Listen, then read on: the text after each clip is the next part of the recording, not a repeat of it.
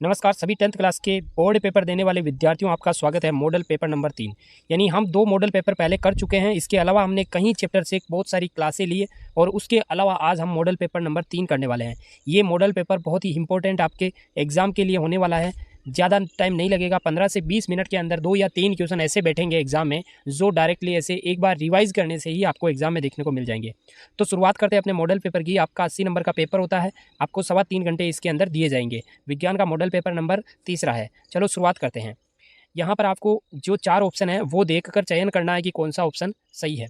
अब पहला क्वेश्चन है, हीमोग्लोबिन पाया जाता है तो श्वेत रक्त कणिकाओं यानी WBC में, या फिर लाल रक्त कणिकाओं में, लाल रुधिर कोशिकाएं RBC, या फिर आपको मिलेगा प्लेटलेट्स में, या फिर लिम्फोसाइट में। तो इसका जो राइट आंसर हो जाएगा वो क्या हो जाएगा, RBC में। RBC में क्या पाया जाता है, हीमोग्लोबिन HB पाया जाता है, HB इसे ऐसे लिखते हैं ना।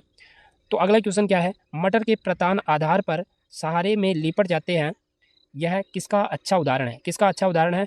तो इसका जो राइट आंसर क्या हो जाएगा, देखो यहाँ पर अनुकुंचन गतियाँ हैं, रसायनानुवर्तन गतियाँ, या पर स्पर्शानुवर्तन। देखो वो क्या करती है, आपको पता है ऐसे डंडी होती है, लकड़ी होती है, उसके चारों ओर स्पर्श करती हुई ऐसे ऐसे लिपट कर ऊपर चढ़ती है। तो ये जो स्पर्श कर रही है, तो इसका मतलब राइट का आंसर हो जाएगा स्पर्शानुवर्तन गति। अगला है, मस्तिष्क उत्तरदायी है। मस्तिष्क किसके लिए उत्तरदायी है, तो आपको खुद को पता है कि मस्तिष्क क्या करता है, मस्तिष्क सोचने का काम करता है, सही बात है। अगला है, हृदय स्पंदन, हृदय को धड़कन के लिए कौन जरूरी है, तो इसके लिए भी राइट आंसर मस्तिष्क है। सोचने के लिए, शरीर का संतुलन बनाए रखने के लिए, तो दोस्तों ये जो सारे काम है ना वो मस्तिष्क कर सकता है, और इसके लिए राइट आंसर उपरोक्त सभी हो जाएगा। अगला क्या क्वेश्चन है, एक संकर संकरण को F2PD का लक्षण प्रारूप, लक्षण प्रारूप का मतलब ये होता है दोस्तों, उसके अंदर जो बाहर से जो लक्षण दिखाई देते हैं उनका प्रारूप क्या होगा। तो जो हमारा जो राइट आंसर हो जाएगा वो क्या हो जाएगा, हमारा यहाँ पर राइट आंसर 3:1 हो जाएगा। देखो F2PD में इसका जो सही अनुपात होगा 3:1 देखने को मिलेगा। ये कौन से प्रारूप, लक्षण प्रारूप। अगर आपको जीनी प्रारूप के बारे में बोले तो 1:2:1 मिलेगा, ये थोड़ा ध्यान रखना, ठीक है ना। अगला क्वेश्चन है, प्रकाश का वेग सर्वाधिक किस में होता है। ये आपको जो आपका जो एग्जाम है उसके अंदर पूछा जाएगा कि प्रकाश का वेग सर्वाधिक किस में होता है। प्रकाश का जो वेग होता है 3 × 10⁸ होता है, परंतु सबसे ज़्यादा किस में होता है, कांच में होता है, पानी में होता है, या फिर हवा में होता है, या निर्वात में होता है। तो आप सबको पता है कि निर्वात के अंदर प्रकाश सबसे ज़्यादा गमन कर सकता है। तो निर्वात में प्रकाश की चाल कितनी होती है, 3 × 10⁸ होती है, इतना सा ध्यान रखना। अगला क्या क्वेश्चन है, जल्दी से देखते हैं, एग्जाम में पॉइंट ऑफ व्यू से इंपॉर्टेंट सारे ही क्वेश्चन है। सामान्य दृष्टि के वयस्क के लिए सुस्पष्ट दर्शन की अल्पतम दूरी, यानी व्यक्ति के आंखों के कितने पास किसी वस्तु को रखे कि वह आसानी से देख सके। तो इसके लिए जो सही आंसर हो जाएगा वो क्या हो जाएगा, 25 मीटर, गलत।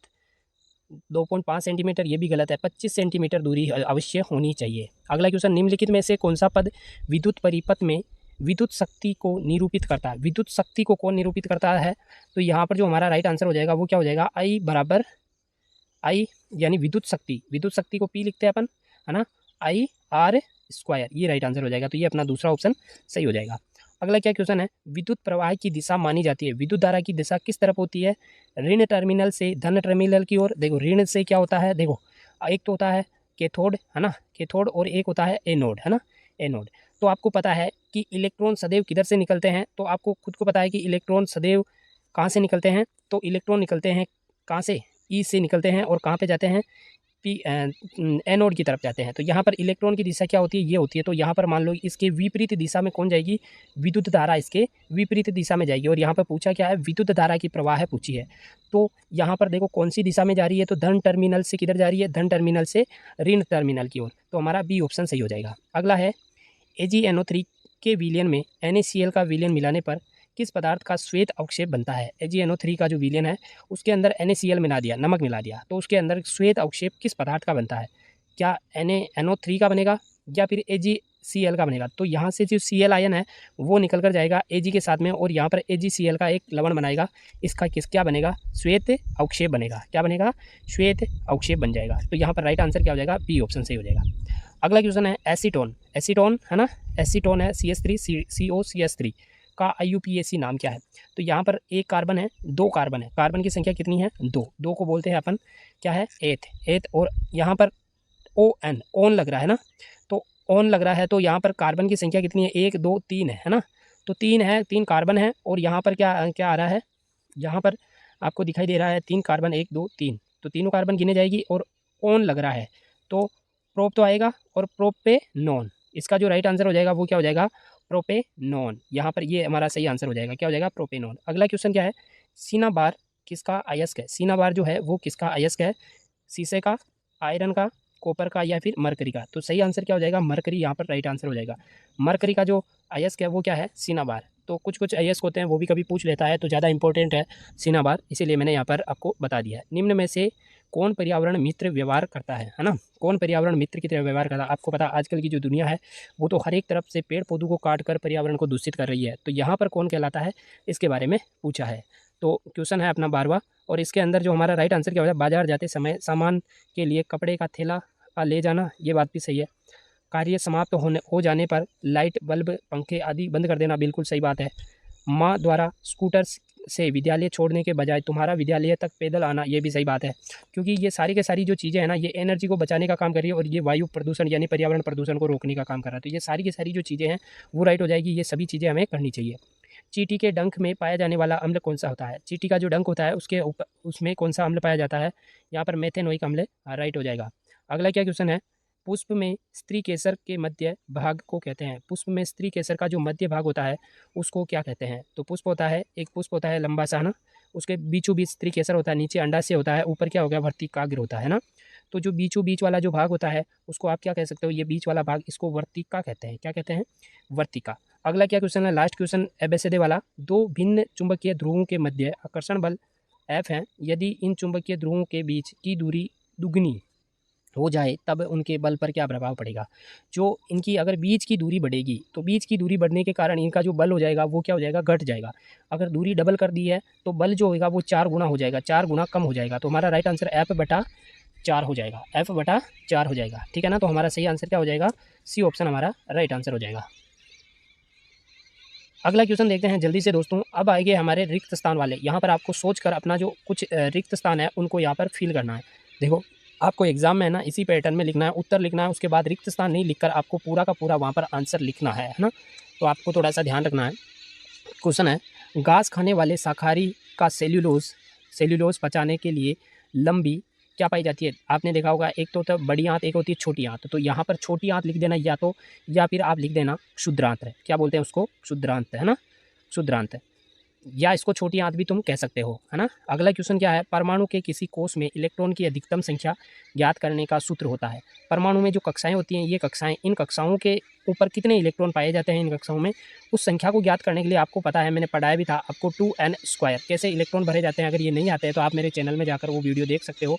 और दोस्तों आपसे एक रिक्वेस्ट करता हूँ कि आप मेरे इस चैनल के अंदर मैंने जितने भी वीडियो डाले हैं, करीबन मैंने 8 से 10 वीडियोज़ डाल दिए होंगे आपके साइंस एग्ज़ाम से पहले, मतलब आपको 15-16 तारीख के बाद में आपको 10 वीडियो से ज़्यादा मैंने प्रोवाइड करवाए हैं। उन सभी वीडियो को अगर आपने देख लिया हो तो आपकी किसी भी प्रकार की आपने कोई तैयारी नहीं की फिर भी आपको पास होने की गारंटी तो इन सभी वीडियो से मैं देता हूं। और एग्ज़ाम ख़त्म होने के बाद आपको मैं खुद बताऊंगा कि मेरे द्वारा दिए गए कितने प्रश्न आपको एग्ज़ाम में देखने को मिलेंगे। तो यहाँ पर क्या लिख दोगे आप, 2n²। अगला क्वेश्चन क्या है जल्दी से देखते हैं। अगला क्वेश्चन है, जिस जनन कोशिका में भोजन का भंडारण संचित होता है उसे क्या कहते हैं। तो देखो भोजन कहाँ पर संचित होता है, तो भोजन होता है मादा युग्मक में। कहाँ होता है, मादा युग्मक में, मादा युग्मक, है ना। तो हमारा यहाँ पर आप खाली स्थान में क्या लिख सकते हो, भोजन संचित करने वाली जो कोशिका होती है वो होती है मादा युग्मक कोशिका। अगला है, वर्षा के जल का pH मान जब 5.6 से कम हो जाता है तो ऐसी वर्षा को अम्लीय वर्षा कहते हैं। आपको पता है वर्षा का जो जल होता है ऊपर से, आपको पता हो तो पहली बार वर्षा जो आती है उसमें हमें नहीं नहाना चाहिए, क्योंकि दोस्तों वायुमंडल में बहुत सारी विषैली गैसें होती है और फर्स्ट बार जो बारिश आती है तो वो बारिश क्या करती है, उस बारिश के साथ में हवाओं में कुछ गलत जो कण होते हैं, अम्लीय कण होते हैं, वो साथ में मिल जाते हैं और ऐसी अम्लीय वर्षा बना देते हैं जो हमारी चमड़ी के लिए नुकसानदायक होती है।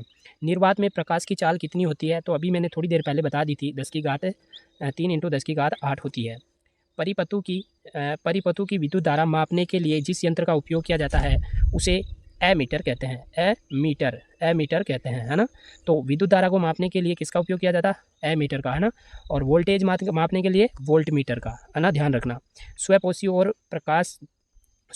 सौर प्रकाश में निहित ऊर्जा को ग्रहण करके क्या करते हैं, रासायनिक ऊर्जा बनाते हैं, रासायनिक ऊर्जा का निर्माण करते हैं। रासायनिक ऊर्जा लिख सकते हो आप यहाँ पर, है ना।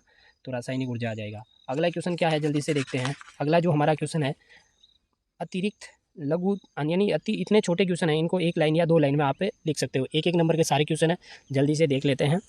CaOCl यौगिक का प्रचलित नाम क्या है?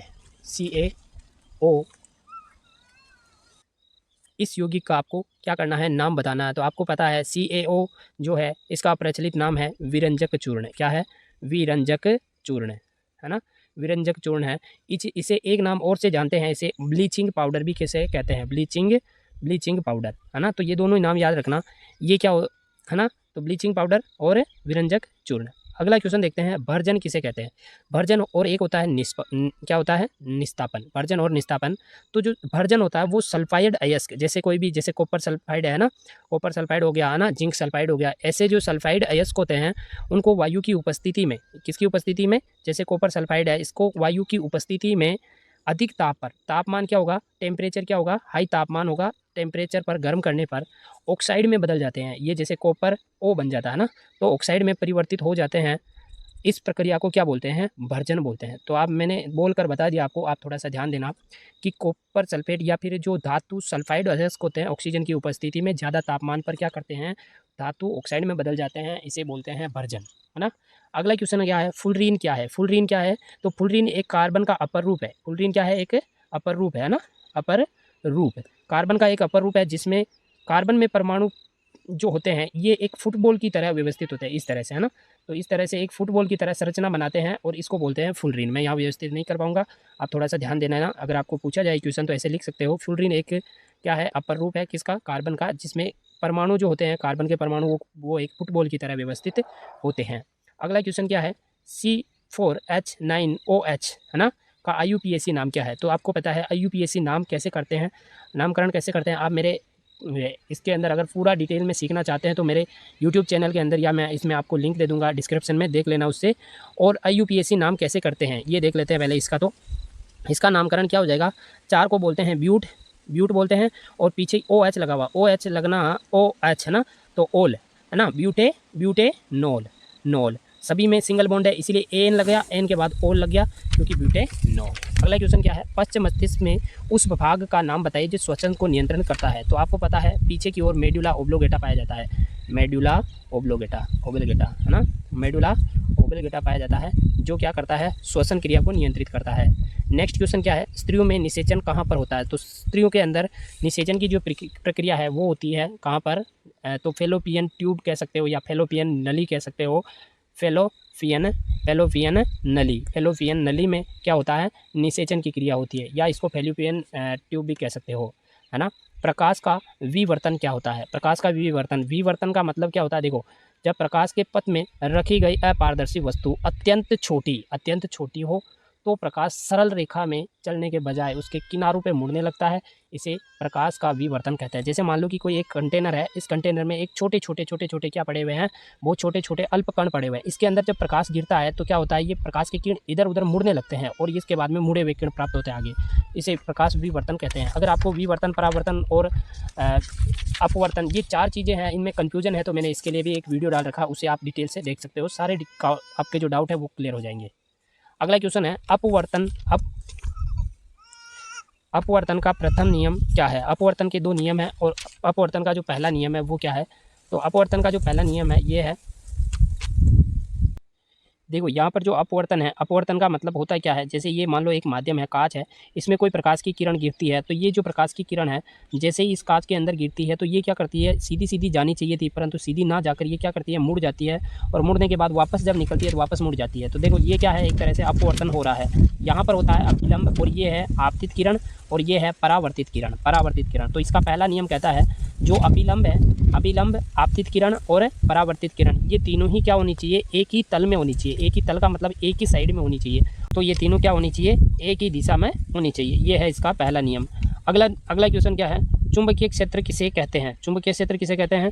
चुंबकीय क्षेत्र का मतलब होता है किसी भी चुंबक के चारों ओर, यानी एक चुंबक होती है, इस चुंबक के चारों ओर का वह क्षेत्र जिस पे चुंबक का जो बल है वो संसूचित होता है, या फिर आप कोई वस्तु रख दो तो वो उसके ऊपर आकर्षण होती है या प्रतिकर्षण होती है, उसे चुंबकीय क्षेत्र कहते हैं। इसको आपको पता है कि ऐसे ऐसे लकीरें निकलती है, नॉर्थ पोल से किधर जाती है, साउथ पोल की ओर, तो ऐसे जहाँ तक इसका जो क्षेत्र बनता है उसे बोलते हैं चुंबकीय क्षेत्र, ठीक है ना।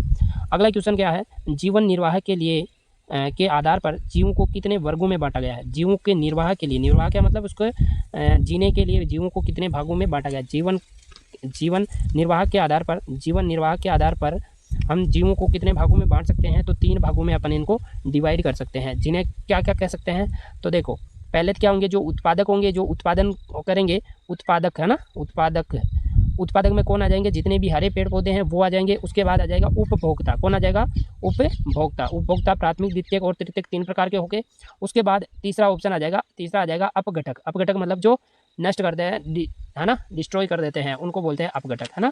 तो 3 प्रकार का हो गया। आप इसको थोड़ा सा ध्यान रखना, क्योंकि दोस्तों ये इंपॉर्टेंट क्वेश्चन थे। और ठीक है दोस्तों, तो ये सारे के सारे जितने मैंने क्वेश्चन बताए हैं आपको, ये सारे के सारे इंपॉर्टेंट क्वेश्चन है जो आपको एग्जाम में देखने को मिलेंगे। अगर आप वीडियो ज़रूर देख रहे हैं तो आप वीडियो को लाइक कर सकते हो, क्योंकि हमारी इतनी सी मेहनत के लिए आप एक लाइक देते हो तो हमें थोड़ी सी खुशी मिलती है। और चैनल को सब्सक्राइब भी कर सकते हो। और मिलते हैं नेक्स्ट वीडियो में 1-2 मॉडल पेपर और उनके साथ में। तब तक के लिए जय हिंद, जय भारत।